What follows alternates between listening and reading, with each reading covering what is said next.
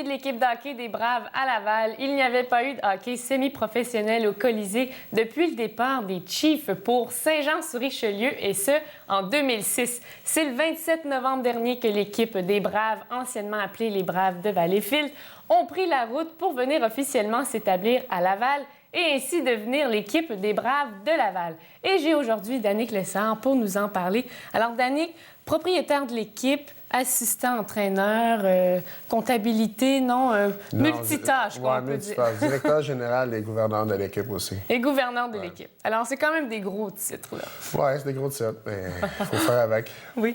Alors, parlons du déménagement. Donc, l'équipe qui a déménagé de Valleyfield pour venir s'établir à Laval. Donc, pourquoi avoir décidé de faire ce déménagement?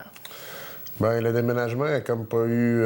ça n'a pas été facile à faire, en réalité, mais on a dû le faire justement au niveau des assistances, au niveau genre de la ville. On avait des commandites qui devaient embarquer.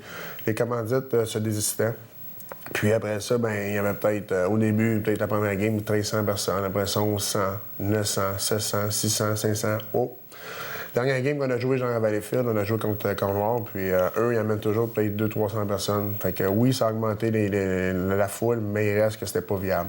Fait qu'on a dû déménager aussi, genre, à Laval, justement au fait que les locaux, la glace, tout ça ensemble, ça coûtait cher. Tandis qu'à Laval, c'est viable, puis...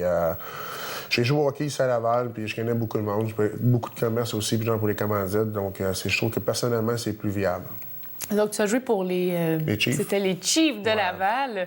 Mais là, ça nous fait dire que tu es un petit peu vieux, là, puisque c'est parti ça, en 2006. On peut en parler un petit peu, on peut rentrer dans le sujet, mais... non, j'ai commencé à Laval à la deuxième année des Chiefs. J'ai commencé ici à Laval en 99-2000, puis j'ai roulé ma base dans le circuit pendant 15 ans. J'étais reconnu, genre, aux côtés de Toughness, mais...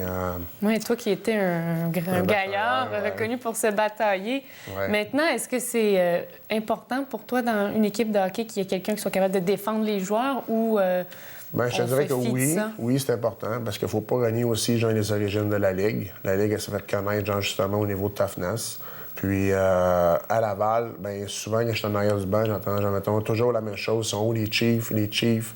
Le monde sont comme ancrés, genre, dans ce monde-là, genre des Chiefs. Donc, on n'a pas le choix d'emmener, genre, côté de Toughness, plus que les autres équipes de la Ligue. Mais la tangente de la Ligue fait en sorte que ils veulent avoir, genre, une bonne game de hockey. Quelques batailles, je te dis pas, genre, 20 combats par match, mais peut-être 2, 3, 4 maximum. Donc, c'est un ensemble.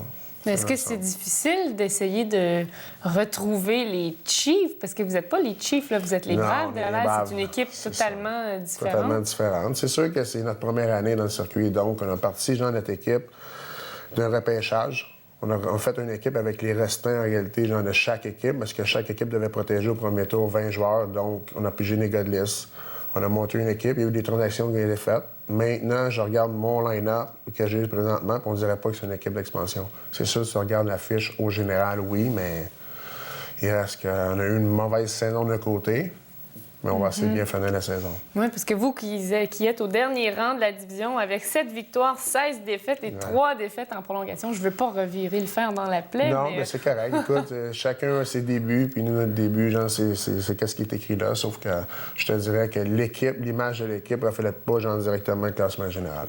Mais est-ce qu'on pourrait mettre ça sur le dos du déménagement? Est-ce que c'est à cause du déménagement que l'équipe a été déstabilisée ou ça n'a pas du tout rapport? Je te dirais le déménagement aussi, genre le roster. On est allé genre jouer des matchs à Thetford Mines, Saguenay, genre avec 13 joueurs d'attaque. Tu sais, c'est pas beaucoup. On a eu des amendes. La Ligue nous a mis des amendes parce qu'il manquait de joueurs.